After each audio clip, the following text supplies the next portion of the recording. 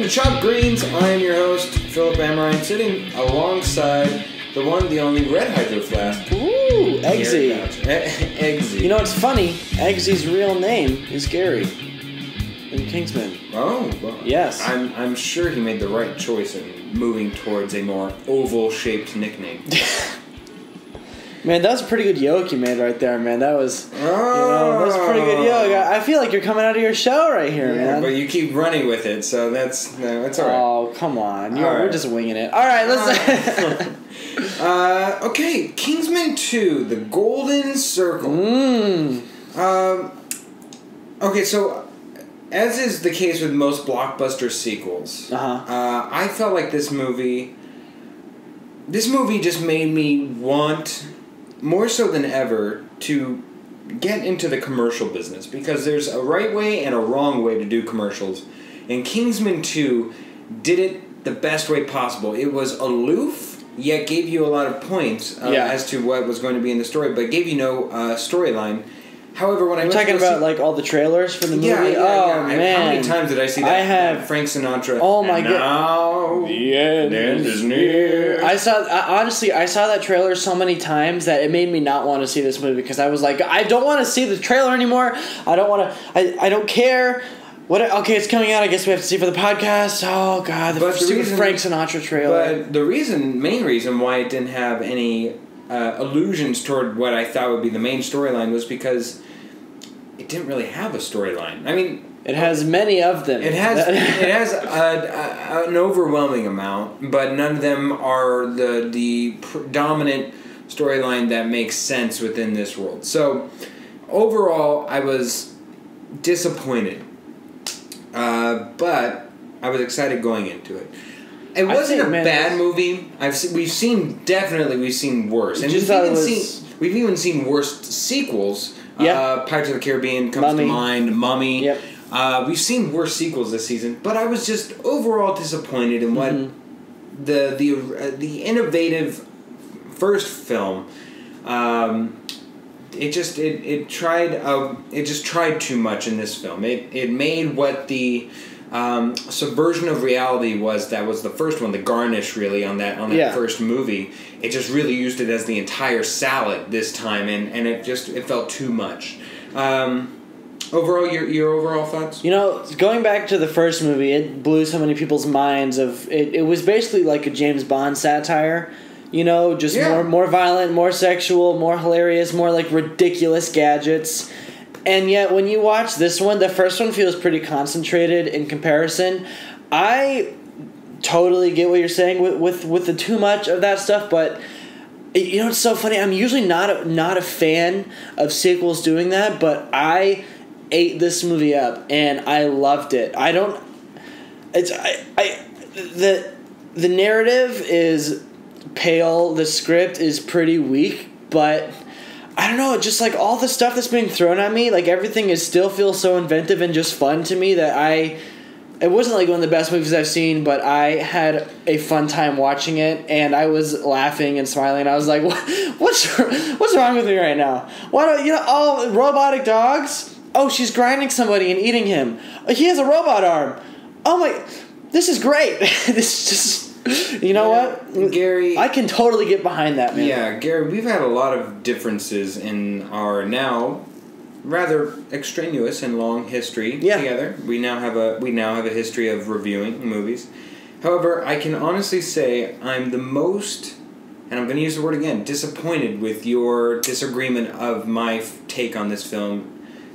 Here right now on this film. Yeah. This is probably the most disappointed I've ever been with you, because this movie does not deserve, like, it'd be one thing if you said it was really bad. Okay, I get it. But the fact that you went on the other side, that it's above, like, it's just like, it's really good. Like, it's just good. It just doesn't, I feel like I'm optimistic on it, but even then, it doesn't deserve to be any better. So literally, even a step further angers me. I think I'm a little disappointed with myself, and I honestly should be. I don't get it.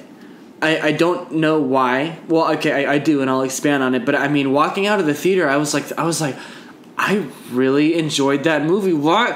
Oh my god, it just had such an effect on me. So the first one, just like blew my mind when I saw it too, because it was so different and it was fun. But once again, like the narrative in the first one is pretty straightforward. Eggsy becomes, from a hooligan to a Kingsman, and then he has to defeat the lispy Samuel L. Jackson because he's trying to blow everybody's heads up and take over the world, pretty much.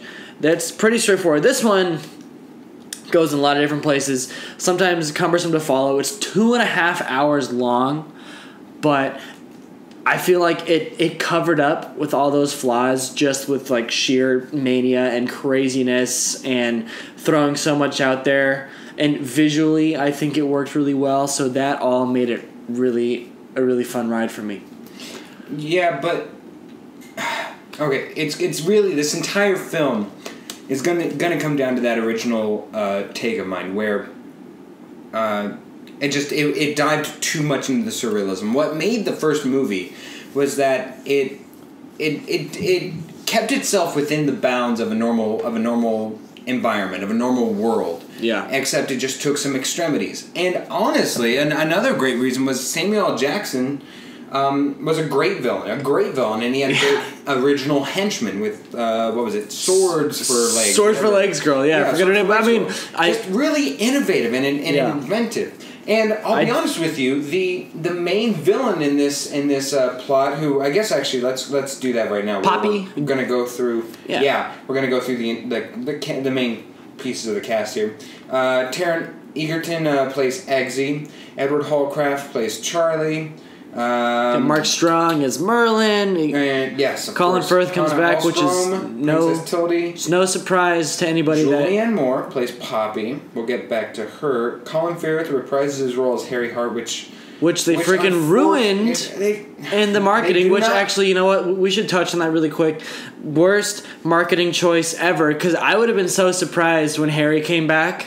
Yeah. But in every single trailer, it's like, oh, Harry's alive. I'm like, well, what's this? Like one of the biggest twists in the whole story, and you're just giving it to us. I could have maybe given them credit for being bold and bringing him back so heartlessly, almost, because that almost is what made. No, that's not almost. That actually set itself apart from all other spy movies to me.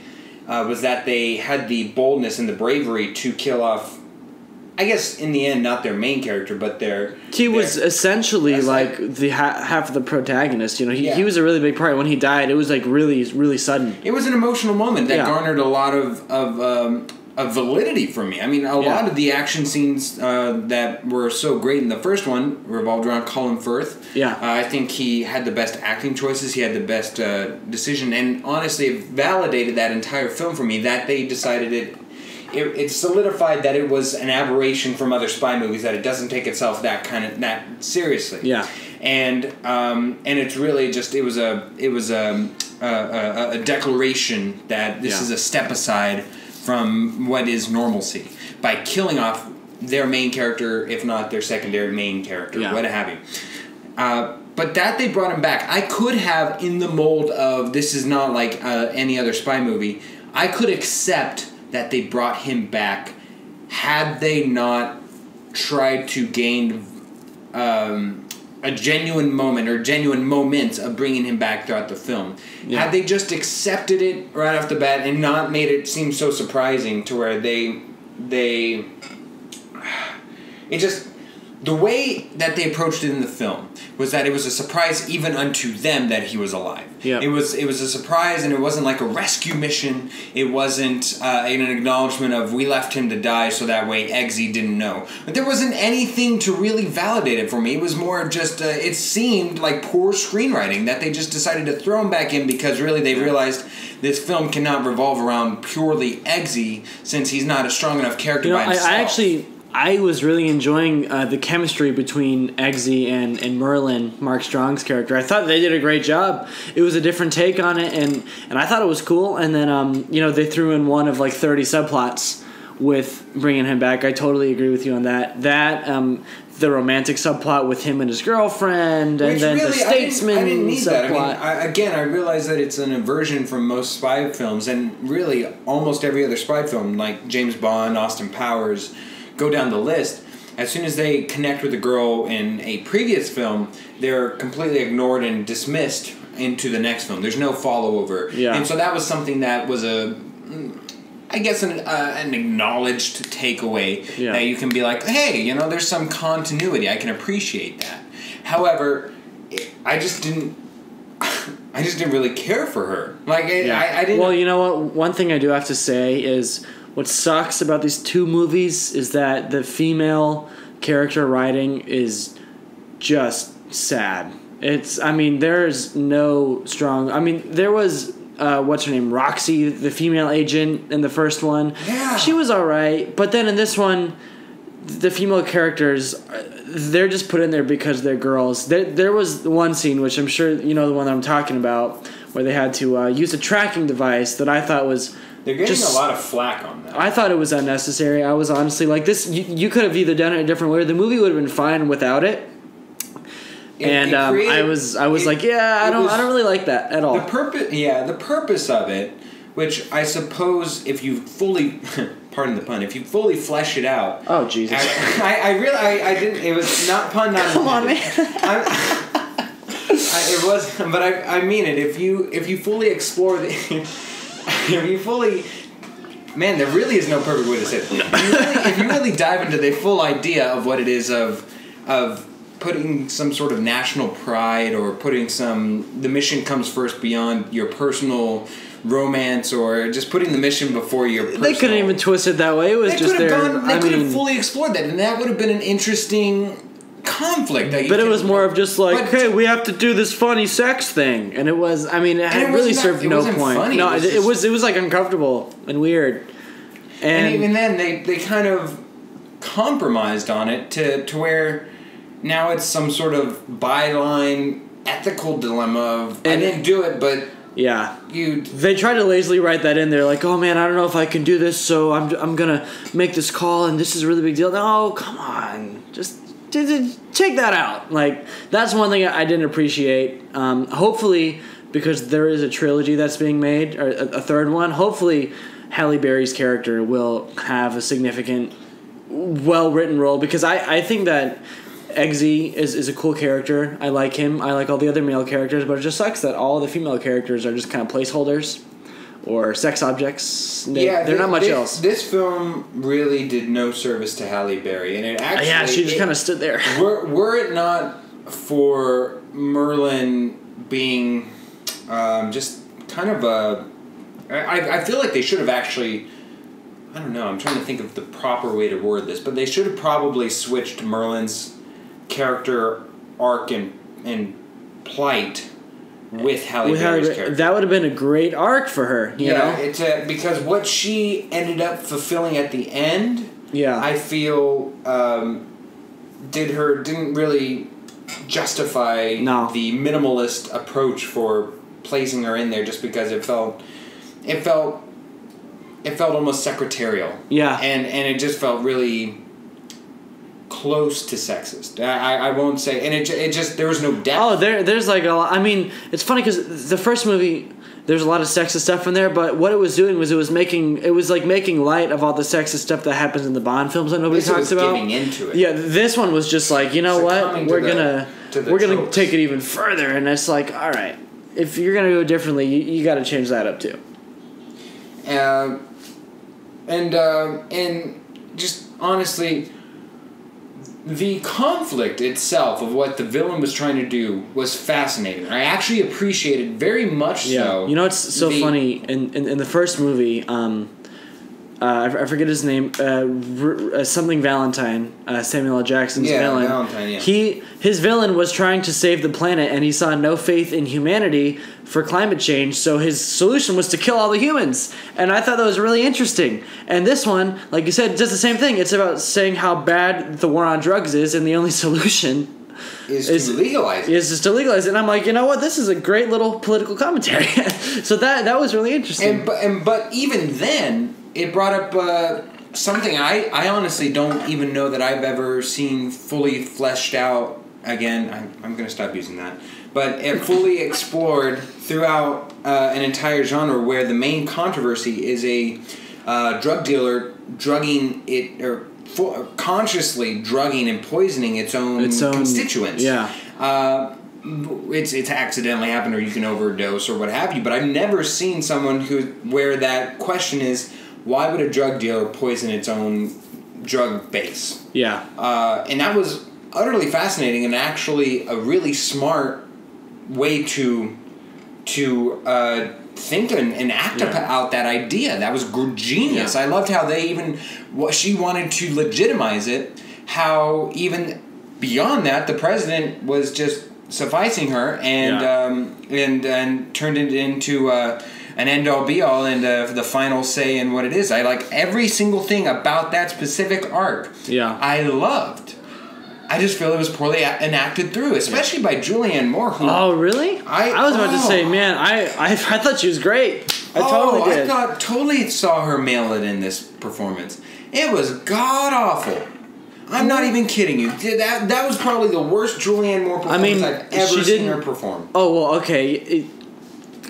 Yes, but I think that she played the character great. I mean, the character has no arc, and she is so one-dimensional, like, it's hilarious. She could have done something with it. I mean, she could have even done Javier Bardem or something where you just add an accent to it, or you just decide to make some character choices outside of the script. To me, it was very similar to the first one. When Samuel L. Jackson walks in like a sideways hat and a lisp, you're like, all right, this is ridiculous. And then you walk into her compound, and she lives like in the jungle, and she has it dressed up like a 1950s diner. I'm like, this is ridiculous. I love it.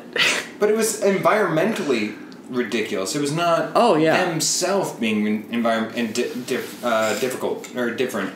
Samuel L. Jackson himself made acting choices and things that brought validation. He was a lot funnier, and he was more fun to watch for sure. And he totally took in the absurdism that the entire situation was. He made it so that way you never felt displaced or inappropriately placed in a weird and awkward situation. There were many times where there was statements where this is obvious product placement, but we're doing it because, hey, it's funny because it's obvious product placement, such as McDonald's hamburgers served for dinner. That's never going to happen in a real thing, but it's funny because, for one, it's McDonald's, so it's funny. Did you want the Quarter Pounder or the Big Mac?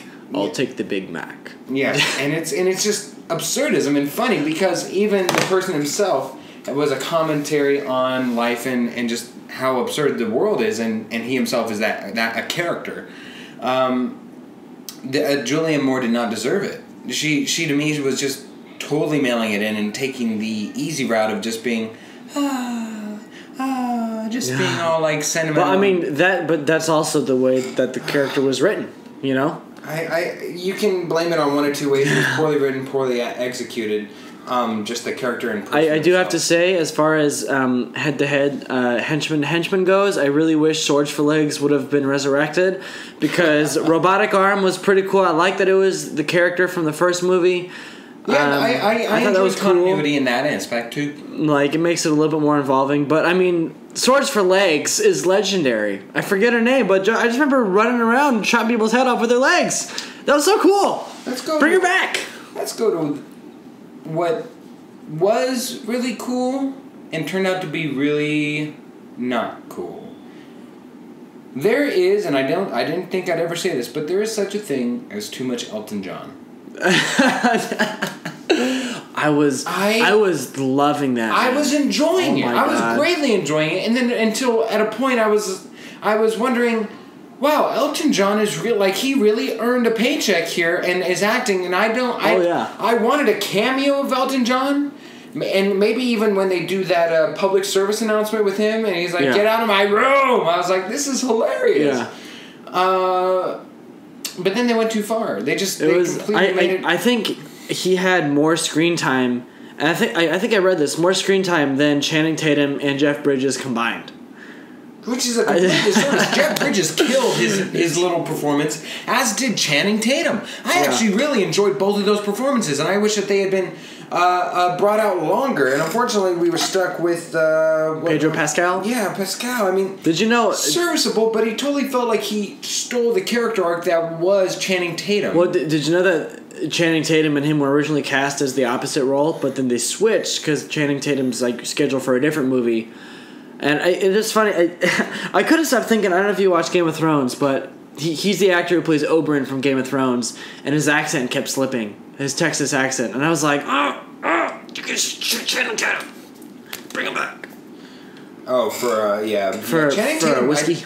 Yeah, I thought that he did a great job, especially being from. It's really weird that he's been doing these southern states. Like, I don't know to what his origin is, but with Logan Lucky, he was in West Virginia. Yeah, and now he's in this Kentucky.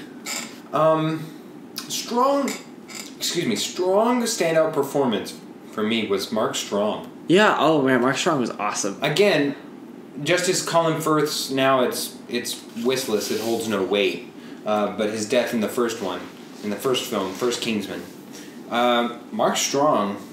He was strong. He had totally had an opportunity to. He's so lovable and father-like, and he's funny. He's great. He felt like the one genuine connection I had to this film, and really, yeah. Well, you know who we haven't talked about was Taron Egerton, and I think he is like very watchable as his character. I think he does a great job as Eggsy.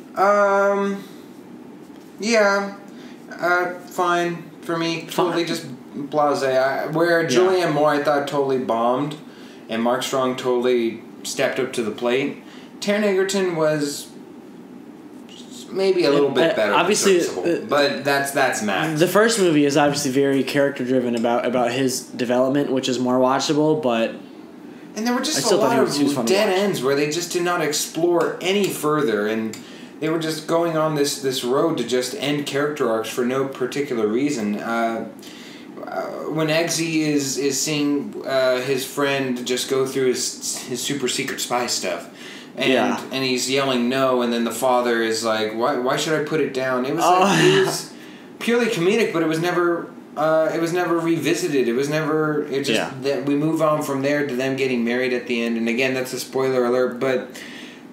I also had a friend who went to go see this film, and he didn't see the first one, and I just knew, it was right after I saw the film, and I told him, and I knew that he was not going to enjoy this film. That without, it was a disappointment for me from the first film, but without even the history or the stronghold of the first film, without seeing it, was not going to make any that would be weird sense. I went and I haven't seen the first one since it came out, so I went and bought it and watched it like 2 days ago. Yeah, and I definitely think that helped because I was kind of on a high from that one still.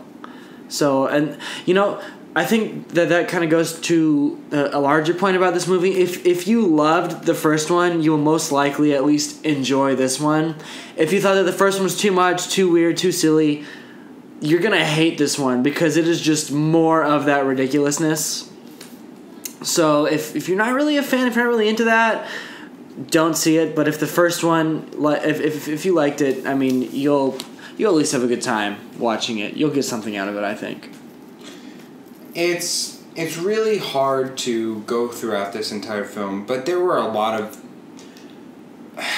bad to subpar performances, and really what helped solidify that was there were some really bad, and I mean atrociously bad acting in this film, where there's this I almost want to try and find him to make sure that Tom Benedict Knight plays Angel. The goon Angel. Oh. He was in there for like 2 minutes, yeah. But what an atrocious 2 minutes. Like, his acting throughout the entire film was just completely I mean, he's in there as like a throwaway henchman role. It was like totally forgettable. I mean, even then, it was just, it was cheesy. It was way over the top. And it felt like a telenovia. Just where it was a soap opera performance. Oh, yeah. I could see that. And I mean, honestly, like, the biggest acting draw is the fact that they got so many big names to be in this movie. Most of them are in the movie for like 5 minutes each, but there's definitely like a bit. I guess you could call it an ensemble cast, even though they all just really make cameos and have like pretty archetypal characters. That's what does it for me, is seeing, you know, Julianne Moore, Jeff Bridges, Channing Tatum, and all these people in there. Jeff Bridges is always a win. I mean, he's just Jeff Bridges playing Jeff Bridges, and I love Jeff Bridges. But Jeff Bridges really was fantastic in this film for all the 2 minutes that he was in it. rubbing whiskey on his mustache and talking to his Jeff Bridges voice. Hey, why don't you go, boys, work with the Kingsman? Bring us some whiskey, okay? And I'm trying to find a way, but honestly, technically speaking, because there's not a lot of technical notes that go good or bad in this film. Actually, you know what I think. Well, random point. Here, you go. Yeah, let me go here. Maybe we'll address the same point here. But that was probably because this was probably the best rendition soundtrack wise for West Virginia I've ever heard. I never thought that I would actually have a rousing moment with West Virginia. The Take Me Home, West Virginia. Yeah. Take me home to the place I belong. Yeah. That was great. Poppy, are we expecting company? Boom. West Virginia. Well, way to go, Mark Strong, singing loud and proud, even though it was not the best song. But yeah, good rousing second rendition that we've heard. I know. I kept on because there was Channing Tatum, and there was that song, and I was like, we just saw Logan Lucky. This is like freaking me out.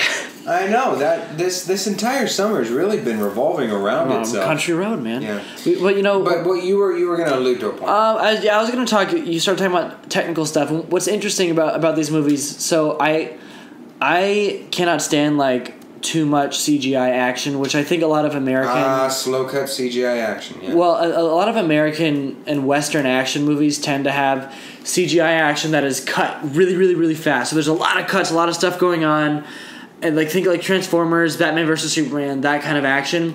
This movie takes the best of CGI and the best of fight choreography and combines them to where it's totally like all digital, but there's not a lot of cuts. The camera movement's kind of frantic, but it's more of like zooming in and zooming out and like whipping around.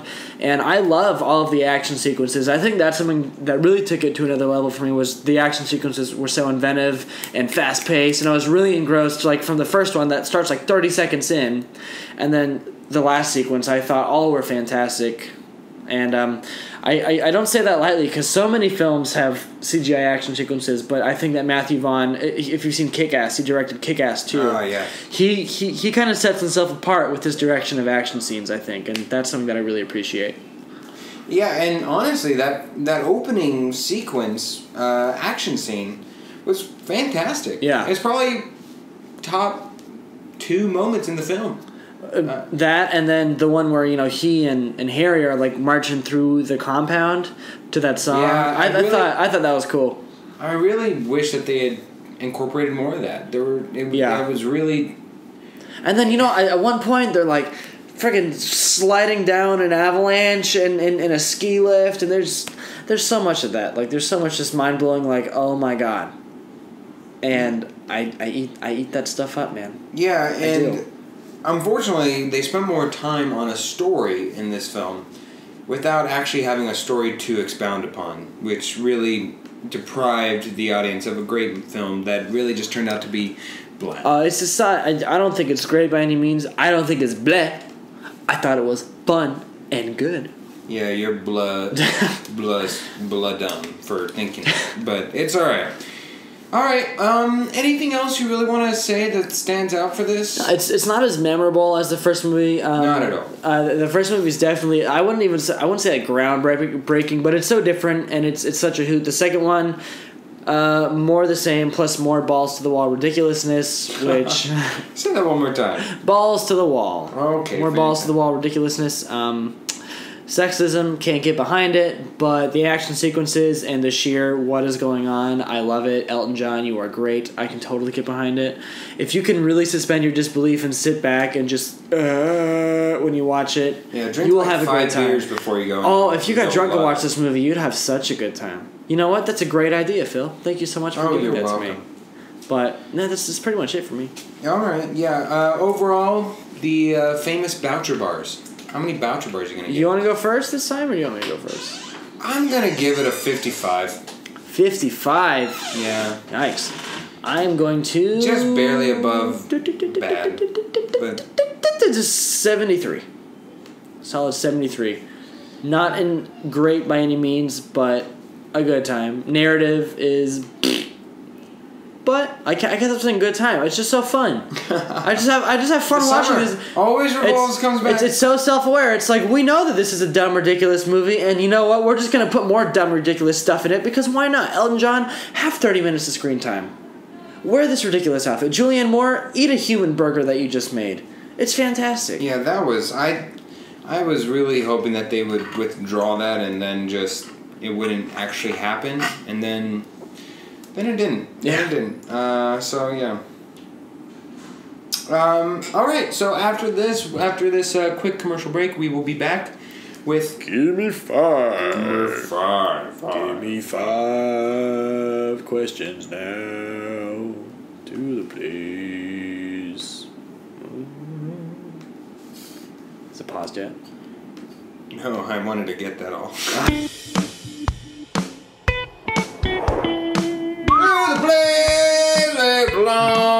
West Virginia, Mountain Mama. And just like that's gross. And just like as always, we are starting off Give Me 5 with a bang. Gary, this is the part of the show, Coach. I've got 5 questions for you. You've got 5 questions for me. We don't know what they are, but we will answer them honestly. Would you like to go first or second today? 1, 2, 3, 4. I declare I go first. Okay. Fair enough. I was sitting watching Kingsman and I saw a trailer for a movie that's coming out called Jumanji. And it's the new Jumanji that's coming out this year. Probably gonna have to see it for the podcast, so I'm just keeping it in the back of my mind. It's during Christmas time, so there should be a lot of good Oscar bait movies coming out. But I was thinking about something in the trailer. This movie has a lot of those actors who are not actors who are now acting. Like Dwayne Johnson is in it, Kevin Hart is in it, Nick Jonas is in it, and I was wondering, do you have a favorite like famous person who turned into an actor? Maybe like Schwarzenegger, Dwayne Johnson, I don't know. And why are they your favorite not actor? Right, I can go one of 2 ways. So I'll go with the longer explanation first. Owen Wilson, I really enjoy his... He's an actor, though. No. Come on. Yeah. Wow. Yeah. That's wow. He's always Owen Wilson in just a different situation. Oh, yeah. God bless him. I enjoy... He's probably my equivalent to Paul Rudd for everybody else, where I go and I just expect Owen Wilson on screen, and it's fine, and I will see him in a film and just take a break from reality. But an actor he is not. That I'll just put it like dang. Is he your Chris Pratt? Owen Wilson. Man. Oh my gosh, no, I love Owen Wilson. I really do love his broken nose and just watching it and really enjoying a film, but as far as an acting performance, I don't go expecting an Academy Award winning performance. Fair enough.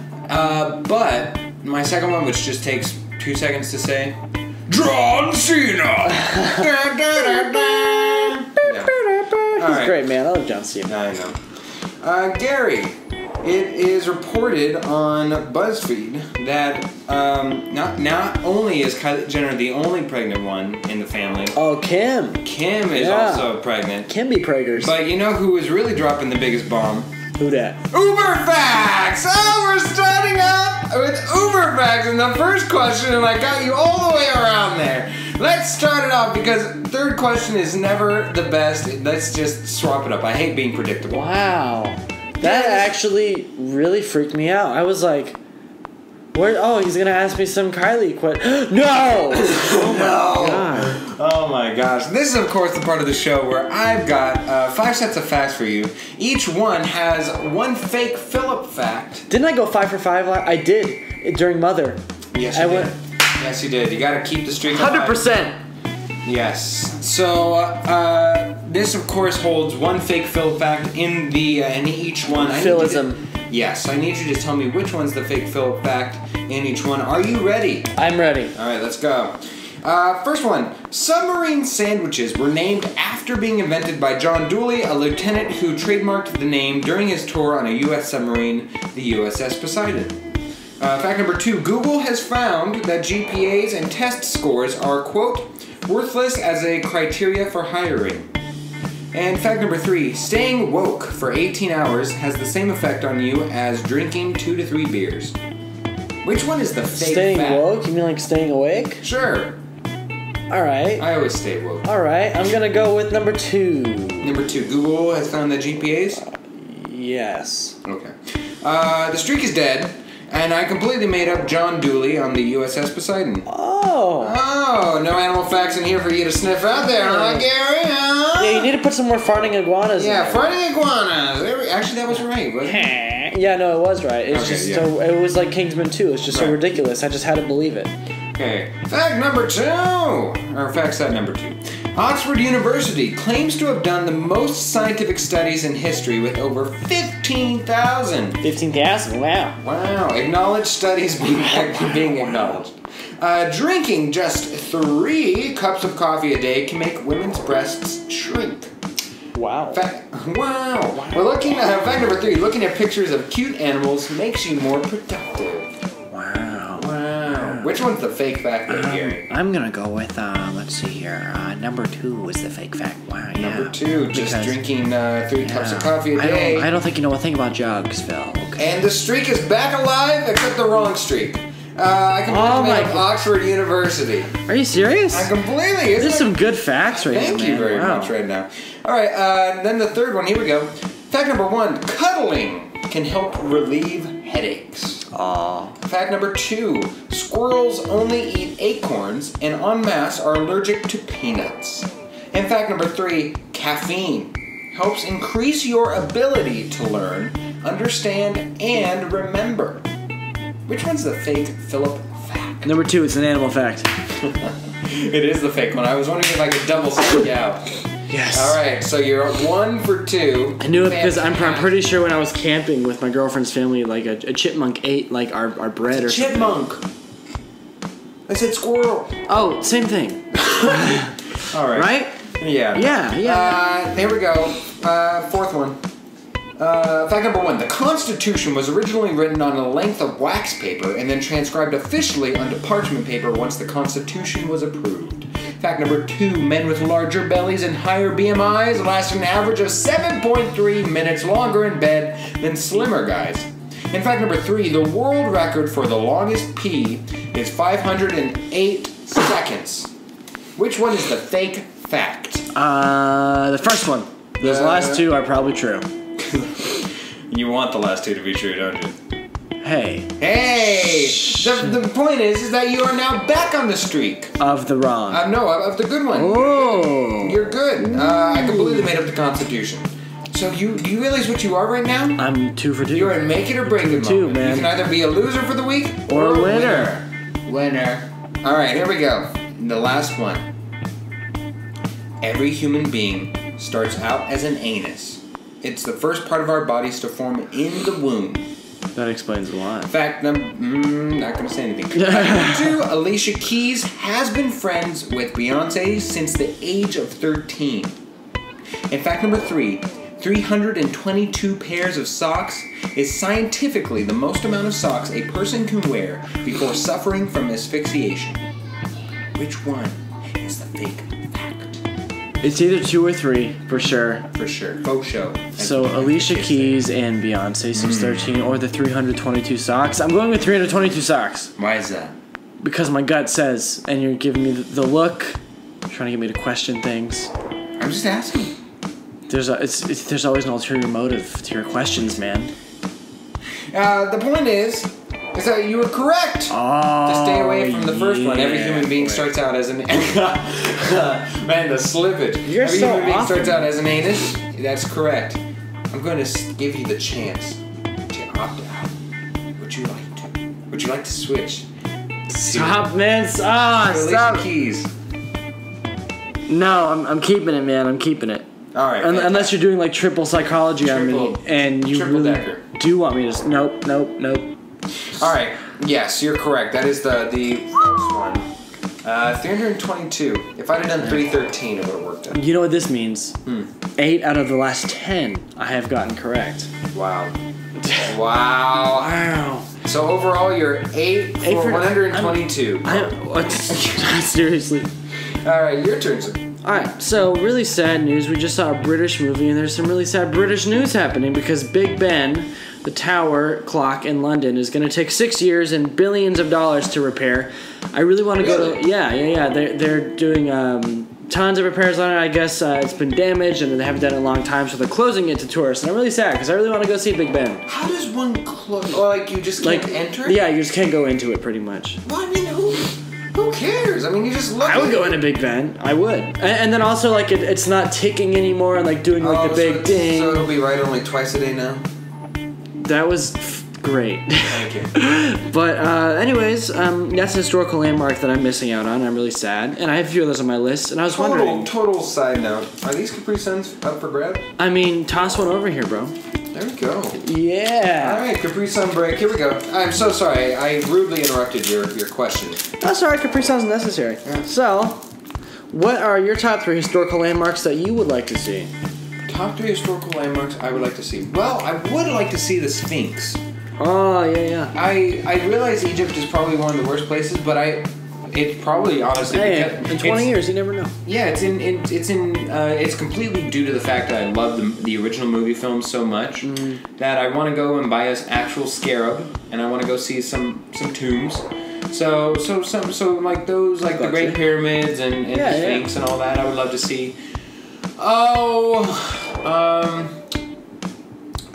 Probably, what's in Ireland that's great? Is there a landmark in Ireland? Lots of distilleries. Yeah, I wanted to see the original pub. the first Irish pub. It's probably still like got regulars in there that have been there since the first day.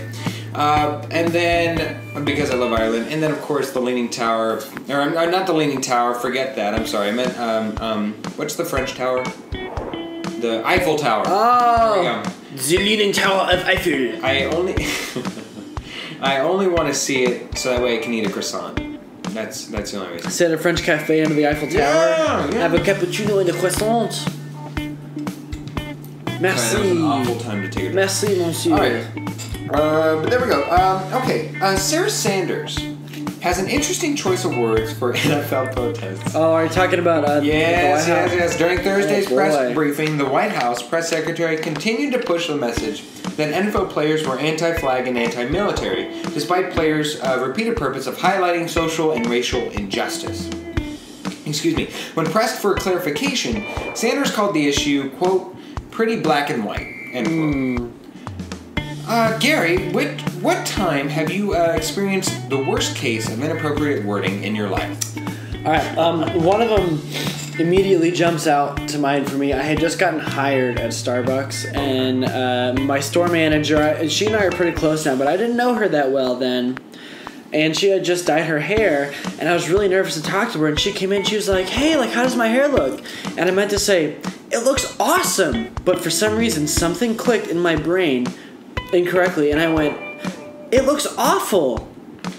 And it was like my first day working with her, and for some reason I told her that her hair looked awful, and then she was like really sad at me for like a long time, and I felt like a total a-hole, and I was like, oh, I didn't mean to say awful, I meant to say awesome, but that just sounds so like BS, but I swear to God I didn't. I don't know why that happened, and I always feel bad about it. Have you like rectified that situation? Have you bought her a muffin basket or anything? Yeah, I mean now she's like my second mom, and I have bought her many a muffins. Gosh, yeah, you should. Banana nut at least. All right. I'm gonna. It's your turn. Give me five. Give me number 3. So I'm actually kind of weirded out about this, but I read an article on BuzzFeed, so I don't know how true it is, but some people are thinking about bringing The Office back for like a 2-hour TV special or something. And I'm like, do you really have to beat a dead horse? But you know what? Whatever. There are some TV shows that I like to see be brought back, maybe like Firefly or something like that.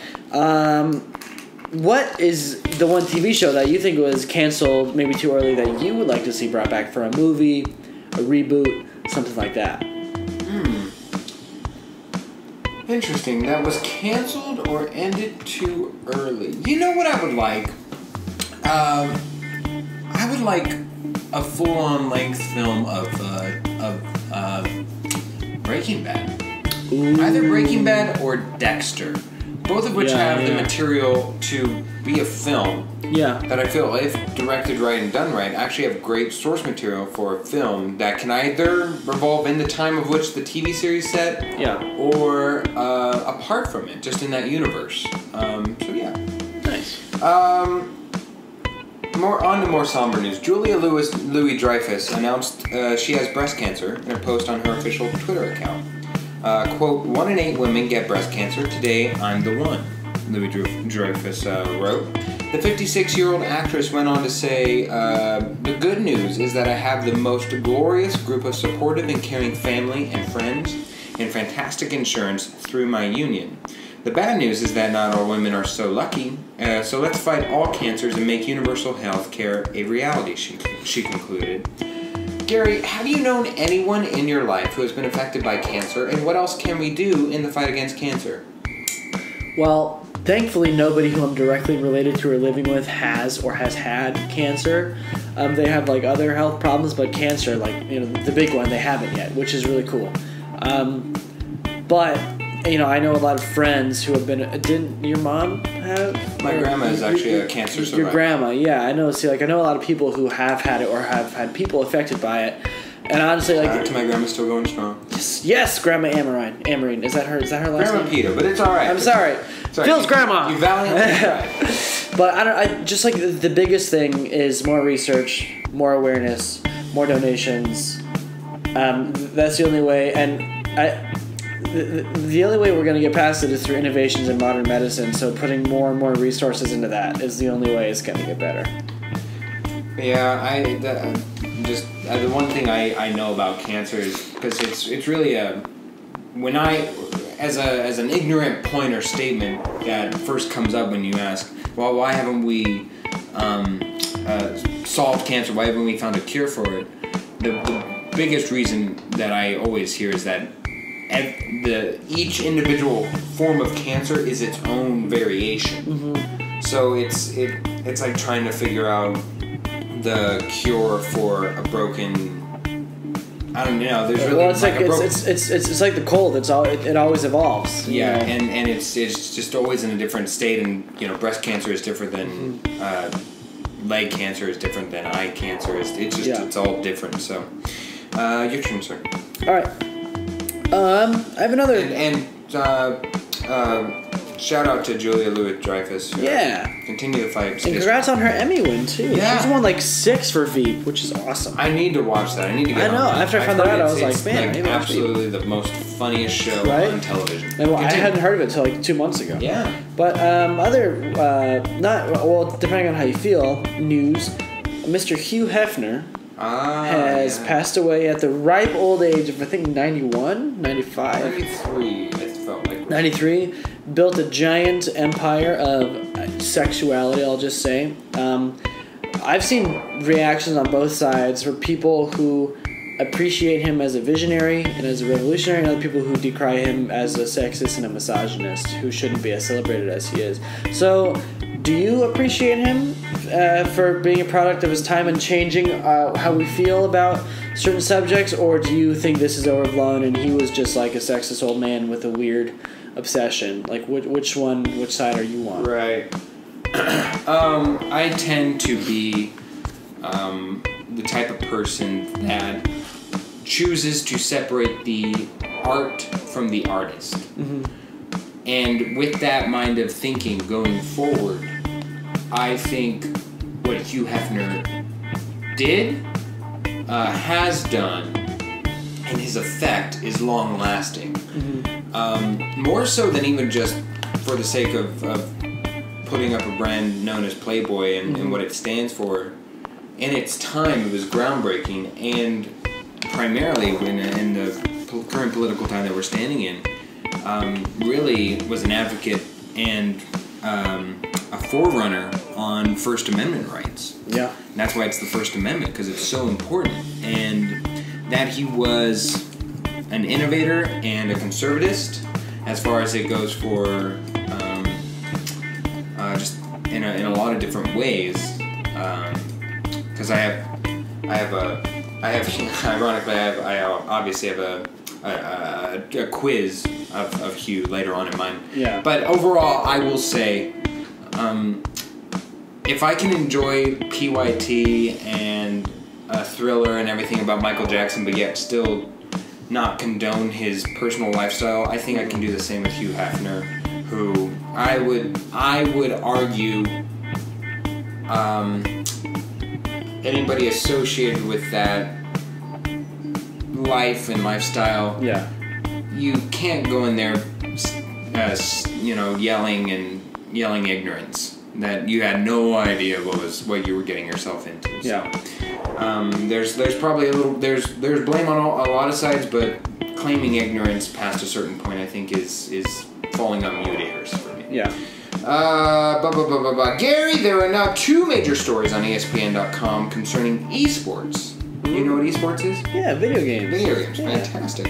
One revolving around a star-studded investing group for the company NRG, of course, which includes Marshawn Lynch, Jennifer Lopez, and A-Rod, to name a few. While the other one focuses on a gamer who is getting too old and out of his prime at the ripe old age of 27. Huh. Yeah, I know. Mostly medical reasons for that one, though. Wrist primarily. It's ridiculous. And plus, he apparently practiced and played for 16 hours straight a day. Oh my god. Yeah, I mean, it's crazy. So 2 questions here. One, if you had to create an investment group and to a brand that you were doing, whether it was like Boucher Films or something, what star endorsement would you want to invest to give your company validity? Okay. Let's start out with that. That's the first one. Whose endorsement would I want? Okay, so my heart wants to say... They're going to invest in you and your company and bring their resources and their name and their brand to yours. My heart... I'm just going to say Steve Nash because, 1, he was my idol growing up. 2, he's actually really into filmmaking, and he and Kobe Bryant are actually going together investing in a production company. And I actually worked with Steve on a commercial when I was 13, and he's got his own production company, and he's actually really passionate about independent filmmaking. So... basketball, my idol, and film, I would love to combine all of those and have Steve Nash's hand on my work. And 2, how far can esports and the whole genre of online gaming and video games, how far can they go? That's so funny. I was just talking about this in a digital media class today. Honestly, so it's blowing up. I had watched a little HBO documentary about it, and more people watched, I believe, the League of Legends Championship last year than watched the World Series. Wow. So it is getting bigger and bigger, and it's becoming more of a legitimate thing. I mean, video games are going to overtake movies, I think, as the dominant form of entertainment, and I also think that they're going to be up there competing with, the NFL, the NBA, soccer, on an international stage, especially, they're already, that big in Asia, but I think that they're going to reach the West and become even bigger. Being a professional gamer is going to be a thing. It's going to be a very admirable thing to do. There's going to be, personalities. Little baby Bouchers becoming professional gamers. Hey, if it pays the bills, man. These people make lots of money. Yeah, guys who are good at it, so... I think it just got exponential potential because video games, right? Because basketball doesn't have exponential potential. We know what it is. We love the game, but it could become unpopular. But video games are just going to keep getting bigger and bigger and bigger because they're technology. All right, your turn. Your final one. So Lionsgate. It's the final countdown. There's Lionsgate. Lionsgate. The studio is opening a bunch of smaller attractions around the U.S. To tie into their films, anywhere from the Hunger Games to they've done a few TV shows. I forget all of them, but they're basically opening up mini theme parks, restaurants, and stuff that go along with stuff that they produced. Even older stuff, just to try to make more money and bring more attention to it. And I was wondering, what do you think is one franchise that deserves a theme park that does not have one? Because I know mine. You know yours. I know mine off the top of my head. One that I think could be wildly successful in the right genre, and it has a niche carved out, is Alien. Ooh. The Aliens franchise. That would be fun. That'd be sweet. I would think that it would, obviously it would be popular during Halloween and stuff, but in the right setting, really, you can explore the futuristic elements of it. Yeah. It can be dark. You can You can really go with it as far as alien drool for like drinks or something, right? or alien tail if you want to. Alien acid, fried xenomorph. Yeah. For dinner, yeah. Xenomorph, there we go. Okay, which franchise is yours? This is bad, man. This is bad. It's good bad. This is, oh my god. You know it's really bad when I can make Gary go, this is bad. Xenomorph. Anyways, that was good. You were saying? I said what? Which was your franchise? Oh, Lord of the Rings. Oh. All right. So Gary, as you mentioned earlier, Hugh Hefner died earlier this week. Mm-hmm. We at an undisclosed age because neither one of us did our proper research to find out how old 90-something. 90-something. Either way, long life, well lived. Yep. Hail fellow, well met. I've got a little game for you here. Hue or lie. Ooh. So I've got Hue or false. Would be Hue or that's probably better. Yeah. 1, 2, 3, 4, 5, 6, 7 facts about Hugh Hefner. Ooh, lucky. I need you to find the false fact. The rest are true. I will find the Hugh. So there's only one false fact. Only one false Philip narrative in there. All right, let's hear it. All right. He left. This is all in the set of he. He left his now widow only $1 billion of his $43 billion fortune. Sounds weird. Fortune. Yes. Fact number 2. He set the Guinness World Record for scrapbooking. Fact number 3. He saved the Hollywood sign not once but twice. Fact number 4. He founded Playboy after failing to receive a raise at Esquire. Number 5. An endangered rabbit is named after him. Fact number 6. He is a distant relative of both George W. Bush and John Kerry. And fact number 7. He planned to be buried next to Marilyn Monroe. Which one is the fake fact? A lot of good stuff in there. Well, what was the third one again? Third one. He saved the Hollywood sign not once but twice. What's the one before that one? He set the Guinness World Record for scrapbooking. That one. That's the fake one. Yes. Would you like to change your answer? No, I'm locking it in. He's locking it in. All right. You're wrong. Wow. He did set the Guinness World Record for scrapbooking, and I believe he also has a ton of tapes of himself, as well as he hired somebody in his older age to do it for him, and he has like a ton of books. Dang. Yeah. Which one he is saved false? the Hollywood sign not once but twice. Once it was going to be sold, and he personally coordinated a fundraiser to sell the old sign parts and then put up the new Hollywood sign stuff. And once somebody bought the land, he personally donated about $90,000 to help save the sign. Yeah, Hugh. An endangered rabbit is named after him. It was after Playboy though, after the official brand was located, but it's some weird name of Escarvius babalasius. Hugh. Yeah, Huus I think is actually that. He is a distant relative, and he will now be following through on being planned to be buried next to Marilyn Monroe. Finally, the false one though. He left his now widowed only $1 billion of his $43 billion. Both are fake. He didn't leave his widow a cent. Oh. In an ironclad prenup as well as will, he left her out of both. Wow. And then the $43 billion fortune, he only had $43 million. I found that personally. 43 million. Okay, I was like, that should have spoken to me because I remember thinking 43 billion. That's a lot of money. Like Bill Gates has like 60 million. Actually, yeah. 60 Man, billion. if you'd have thought about that a little bit longer, but still. I just kind of took it. I was like, oh yeah, 43 billion. Playboy. Yeah, I mean Playboy hasn't really been it's that big. It's such a big lately. brand though that I think there's been a study recently.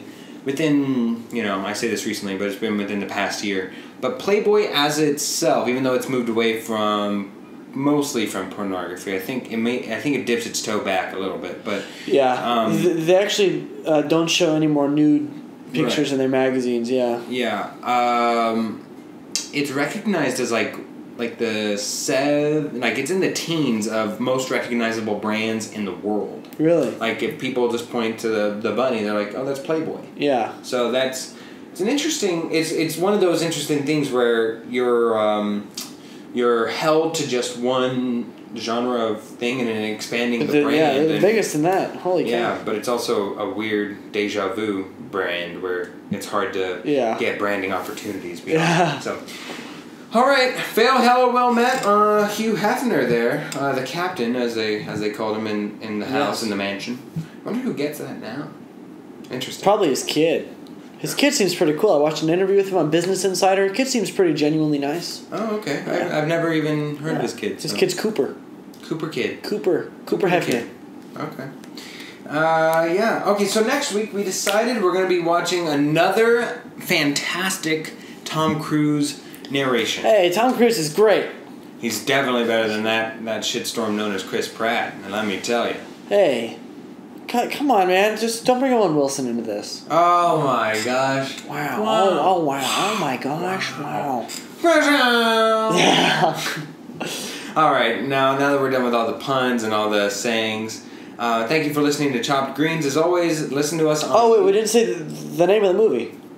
Oh, I thought I mentioned it in there. You just American Made. American Made. American Made. He's going to go rake up the money in the morning. He's just blowing around in the lawn. I'll rake it up in the morning, honey. Yes. But anyways, as I was saying earlier, Chopped Greens, thank you so much for listening. And as always, listen to us on YouTube. All of our archived episodes as well as our current episodes are uploaded and on there. So go ahead and give us a quick checkout, a quick little thumbs up right there. And for... Gareth Eggsy. Ew. That's the wrong name. I'm Philip Amerine. Thank you so much for listening. And as always...